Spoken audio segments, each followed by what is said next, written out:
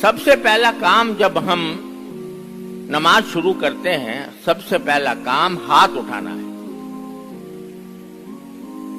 اللہ اکبر کہہ کر ہاتھ اٹھانا ہے۔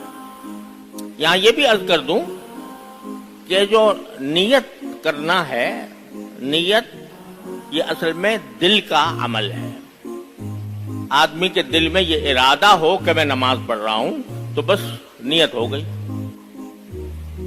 یہ جو بہت لمبے چوڑے الفاظ بعض اوقات رٹوا دیے جاتے ہیں کہ نیت کرتا ہوں میں 4 رکعت نماز ظہر کی، منہ میرا قبلے کی طرف، پیچھے اس امام کے، تو یہ الفاظ کہنا کوئی ضروری نہیں، نہ ضروری ہے نہ سنت ہے۔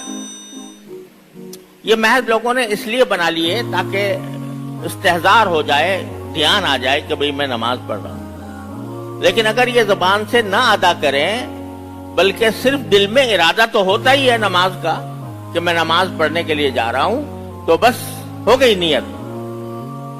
ان الفاظ کو زبان سے کہنے کی ضرورت نہیں ہے۔ میں نے ایسے منظر دیکھے ہیں کہ امام رکوع میں ہے اور جا کر آدمی رکوع میں شامل ہو سکتا ہے، لیکن وہ پہلے کھڑا ہو کے وہ پہلے یہ سارے لٹے ہوئے الفاظ کہتا ہے کہ میں نیت کرتا ہوں 4 رکعت نماز ظہر کی، منہ میرا قبلے کی طرف، پیچھے اس امام کے، اتنے وہ کہہ رہا ہے، اتنے وہ رکوع سے اٹھ گیا امام، تو خامخواہ رکعت چلی گئی۔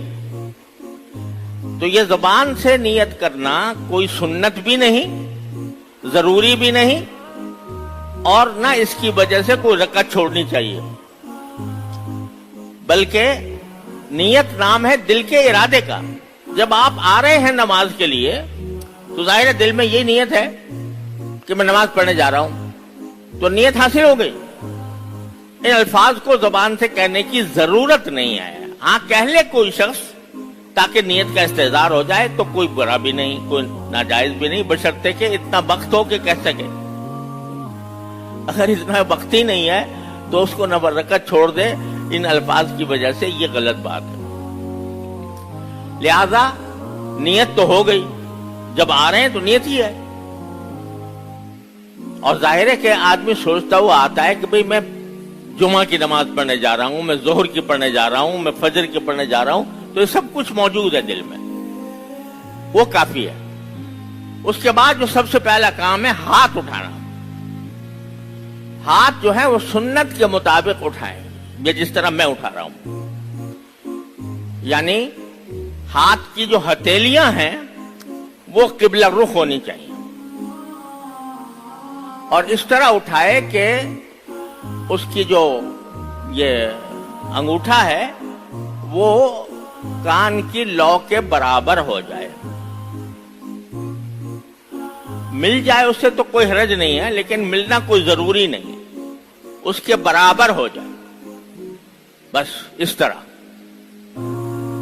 تو یہ سنت کا طریقہ ہے کہ جب ہاتھ اٹھائے آدمی تو قبلہ رخ، اس کی ہتھیلیاں قبلہ رخ ہوں، تو قبلہ رخ ہوں گی تو ہاتھ اٹھانا درست ہو گیا، سنت کے مطابق ہو۔ اب اس میں لوگ مختلف طریقے اختیار کرتے ہیں، کوئی اس طرح اٹھا لیتا ہے، ایسے ہاتھوں کو ایسے کر کے اٹھا لیا اس نے، اور ہتھیلیوں کا رخ جو ہے وہ کانوں کی طرف ہے، اور کوئی تو کان ہی پکڑ لیتا ہے۔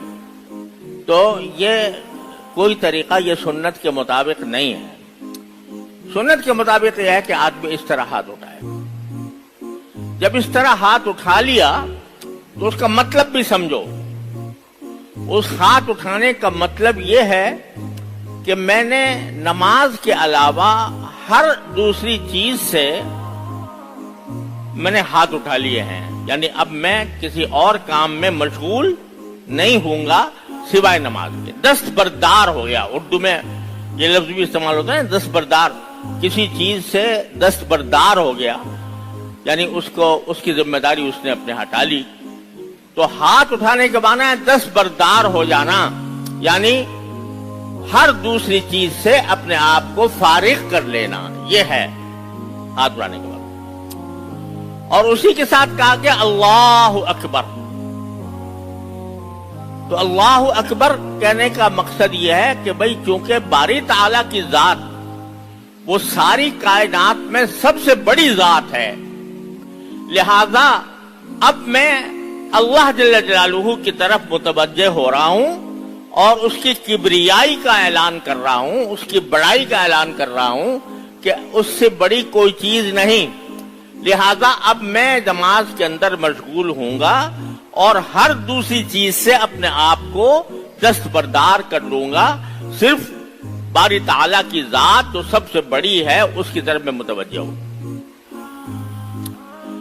یہ کام کرے، یہ خضوع کا پہلا حصہ ہے۔ پھر جب کھڑا ہو تو قبلہ رو ہو، اور قبلہ رو ہونے کے ساتھ اس طرح کھڑا ہو کہ ڈھیلا ڈھالا نہیں کہ ایک پاؤں جو ہے وہ اس کا گھٹنا بڑا ہوا ہے اور ایک کا سیدھا ہے، اس طرح کھڑا ہونا یہ سنت کے مطابق نہیں ہے، خضوع نہیں۔ خضوع کا تقاضا یہ ہے کہ دونوں پاؤں سیدھے ہوں، دونوں پاؤں سیدھے ہوں، اور گردن اس طرح خم ہو کہ نگاہ سجدے کی جگہ پر رہے، گردن میں اتنا خم کیا جائے کہ نگاہ سجدے کی جگہ پر ہو، آگے ادھر ادھر سامنے ادھر ادھر دیکھنا، سامنے دیکھنا ایسا نہیں، بلکہ نیچے نگاہ نیچی ہو، تو کہاں گردن صرف اتنی جھکی ہوئی ہو اسلامک بینک سے کہ جس سے نگاہ انتظام کیا، زمین پر اعتراض کر رہے ہوتے ہیں سجدے کی جگہ پڑ رہی ہو۔ بہت زیادہ جھکا لینا کہ تھوڑی جو ہے وہ سینے سے مل جائے، یہ بھی مکروہ ہے۔ بعض لوگ یوں سمجھتے ہیں کہ بھئی خضوع خشوع کا ایک تقاضا یہ ہے کہ جتنا گردن نیچے کرو گے اتنا ہی خضوع خشوع زیادہ ہوگا، یہ بات صحیح نہیں۔ گردن کو بہت جھکا کر تھوڑی کو سینے سے ملا دینا اس میں کراہت ہے، بلکہ سیدھا کھڑا ہو آدمی اور صرف اتنی جھکی ہو گردن کہ نماز سجدے کی جگہ پر لگا۔ اب دیکھو یہ پہلا قدم ہے خضوع و خشوع حاصل کرنے کا۔ اگر آدمی جا کے اللہ اکبر کہہ کے کھڑا ہو گیا اور دیکھ رہا ہے سامنے، تو خضوع و خشوع حاصل نہیں ہوگا۔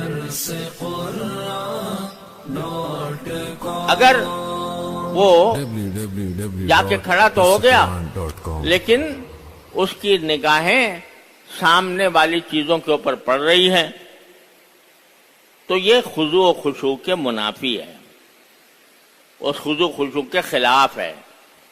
لہذا بس اتنی گردن جھکائی جائے کہ جس سے وہ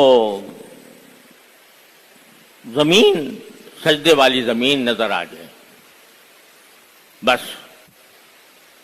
پھر اس کے بعد کمر سیدھی ہو، سیدھی، اللہ یہ کہ کسی کو عذر ہو الگ بات ہے، کمر سیدھی ہو، اور اس کے بعد جب رکوع میں جائے تو رکوع میں جاتے وقت اس میں ہاتھ جو ہیں وہ ناف کے نیچے بندھے ہوئے ہوں اور ایک ہاتھ سے دوسرا ہاتھ پکڑا ہوا ہو۔ بعض لوگ ایسے کھڑے ہو جاتے ہیں، یہ طریقہ عورتوں کا ہے، مردوں کا نہیں کہ ہاتھ پہ ہاتھ رکھ دیا اس طرح، بلکہ ہاتھ کو اس طرح پکڑ کر 3 انگلیاں کونی کے اوپر جائیں اور انگوٹھے اور چھوٹی انگلی سے دائرہ بنا کر اس کو پکڑ لیں، اس طرح کھڑے ہوں۔ ایک دوسرے کے ایسے ہاتھ رکھ کے کھڑے ہو گئے تو یہ سنت کے مطابق نہ ہوا، خضوع بھی نہ ہوا۔ جب رکوع میں جائیں تو رکوع کے اندر پوری طرح جھک جائیں، صرف تھوڑا جھکنا کافی نہیں ہے، بلکہ اس طرح جھک جائیں کہ کمر سیدھی ہو جائے، کمر سیدھی ہو جائے۔ معمولی سا خم اگر کسی آدمی کے انداز جسمانی انداز ہی ایسا ہے کہ معمولی خم رہتا ہے، وہ معاف ہے، لیکن سیدھا ہونا چاہیے۔ اور اس کی رسول کریم صلی اللہ علیہ وسلم نے صریح الفاظ میں تلقین فرمائی ہے کہ پورا رکوع جو ہے وہ پوری طرح کمر کو جھکنے کے بعد سیدھا کر لے۔ صرف تھوڑا سا جھکا دینا یہ کافی نہیں ہے، بلکہ اگر صرف تھوڑا سا جھکایا تو بعض صورتوں میں نماز بھی نہیں ہوگی، بلکہ پورا جھکائے اور کمر سیدھی ہو جائے، اور اس میں پھر سبحان ربی العظیم، سبحان ربی العظیم، سبحان ربی العظیم 3 مرتبہ یا 5 مرتبہ یا 7 مرتبہ جتنا توفیق ہو وہ کہے۔ اس وقت تک رکوع سے نہ اٹھے جب تک کہ کمر سیدھی نہ ہو گئی ہو، اور پھر جب کھڑا ہوگا سمع اللہ لمن حمدہ کہنے کے لیے تو پھر کمر سیدھی ہو گئی ہو۔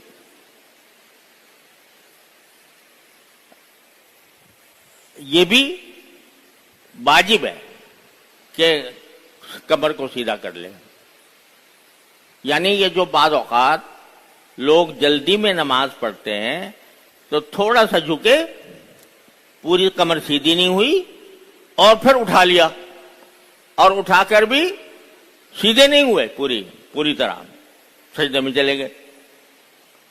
اس سے بعض اوقات نماز نہیں ہوتی۔ نماز نہیں ہوتی کے معنی نماز واجب الاعادہ ہوتی ہے، اس کو دہرانا واجب ہو جاتا ہے۔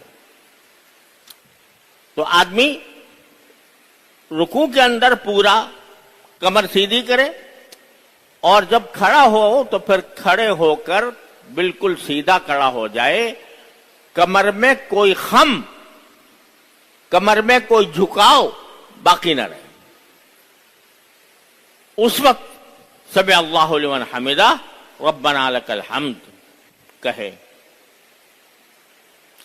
ربنا لک الحمد بھی کہہ سکتے ہیں، ربنا ولک الحمد بھی کہہ سکتے ہیں، اللہم ربنا ولک الحمد بھی کہہ سکتے ہیں۔ تینوں کلمات ممکن ہیں اور تینوں ثابت ہیں۔ کھڑے ہو گئے تو اتنا کھڑا ہو کہ تھوڑا اطمینان ہو جائے، بلکہ حدیث میں رسول کریم سرورد عالم صلی اللہ علیہ وسلم کا معمول یہ بیان فرمایا گیا ہے کہ آپ رکوع سے جب کھڑے ہوتے تھے تو تقریباً اتنی ہی دیر کھڑے رہتے تھے جتنی دیر آپ نے رکوع میں گزاری۔ یعنی اگر آپ نے رکوع کے اندر سبحان ربی العظیم 3 مرتبہ پڑھا تو جتنی دیر میں سبحان ربی العظیم 3 مرتبہ پڑھا جاتا ہے اتنی دیر کھڑے رہے، فوراً سجدے میں نہیں جاتے تھے، بلکہ تھوڑی دیر کھڑے رہتے تھے۔ اور اگر 5 مرتبہ پڑھا ہے سبحان ربی العظیم تو تقریباً اتنا ہی 5 مرتبہ کہنے کے بقدر کھڑے رہنا۔ یہ سنت آج کل متروک ہو رہی ہے، یہاں تک کہ ائمہ حضرات بھی اس کا پورا خیال نہیں کرتے کہ جب آدمی کھڑا ہو رکوع سے تو اتنی دیر کھڑا رہنا چاہیے، تقریباً اتنا جتنا وہ رکوع میں جتنا وقت گزرا ہے۔ یہاں تک کہ جب رسول کریم سرورد عالم صلی اللہ علیہ وسلم سے منقول ہے کہ اگر رکوع میں آپ نے بہت زیادہ تسبیحات پڑھی، دیر تک رکوع کیا، تو جب کھڑے ہوتے تھے تو اتنی دیر کھڑے ہوتے تھے کہ صحابہ کرام فرماتے تھے کہ بعض اوقات ہمیں خیال ہوتا ہے کہ آپ بھول تو نہیں گئے آگے سجدے میں جانا۔ اتنی دیر کھڑے ہوتے تھے کہ صحابہ کرام فرماتے ہیں کہ ہمیں خیال ہوتا تھا کہ کہیں ایسا تو نہیں ہے کہ آپ سجدے میں جانا بھول گئے ہوں.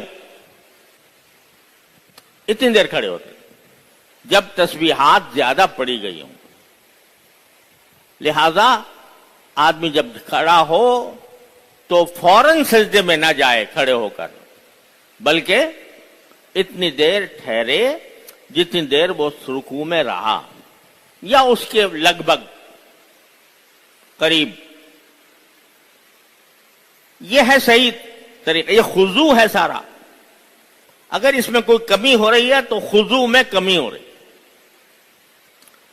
اور اس کے بعد جب سجدے میں جائے تو سجدے میں جا کر پیشانی ٹکنا بھی ضروری اور ناک کا ٹکنا بھی ضروری. پیشانی بھی ٹیکے، ناک بھی. اور وہاں پر بھی اطمینان کے ساتھ سجدہ اس طرح کرے کہ کمر وہ ڈھلان کے ساتھ سیدھی ہو جائے، یعنی مطمئن ہو جائے اطمینان کے ساتھ. یہ میں اس لیے کہہ رہا ہوں کہ بسا اوقات ہم لوگ نماز پڑھتے ہیں تو نماز پڑھنے میں رکوع میں گئے، بس ایک اشارہ ہو گیا رکوع کا، کمر سیدھی نہیں ہوئی، اور پھر کھڑے ہوئے تو فوراً کھڑے ہو گئے، اور کھڑے ہو کر بھی پوری طرح اطمینان نہیں ہوا تھا کہ جھٹ سجدے میں چلے گئے، اور بس ایک پیشانی ٹکائی اور پھر فوراً سبحان ربی الاعلیٰ سبحان ربی الاعلیٰ جلدی جلدی پڑھ کے وہ ایک دم سے پھر دوسرے وقعدے میں آ گئے. سجدے کے بعد سجدے میں ہونا یہ چاہیے کہ یہ ہاتھ کی انگلیاں برابر ہوں، ملی ہوئی ہوں. یہ سمجھ لو کہ رکوع کے اندر جب آدمی گھٹنے پر ہاتھ پکڑتا ہے، گھٹنے کو پکڑتا ہے ہاتھ کا، تو اس میں انگلیاں پھیلی ہوئی ہونی چاہیے ایسے. پھر جب سجدے میں جاتا ہے تو انگلیاں ملی ہوئی ہوں اور وہ زمین کے اوپر ٹکی ہوئی ہوں، اور سجدے کے اندر سبحان ربی الاعلیٰ سبحان ربی الاعلیٰ 3 مرتبہ 5 مرتبہ 7 مرتبہ جتنا بھی اللہ تعالیٰ توفیق دے وہ اتنی کہے. اس حالت میں کہے کہ اطمینان ہو گیا ہو سجدے میں جا کر، جلد بازی میں سجدہ نہ کرے بلکہ اطمینان ہو گیا ہو.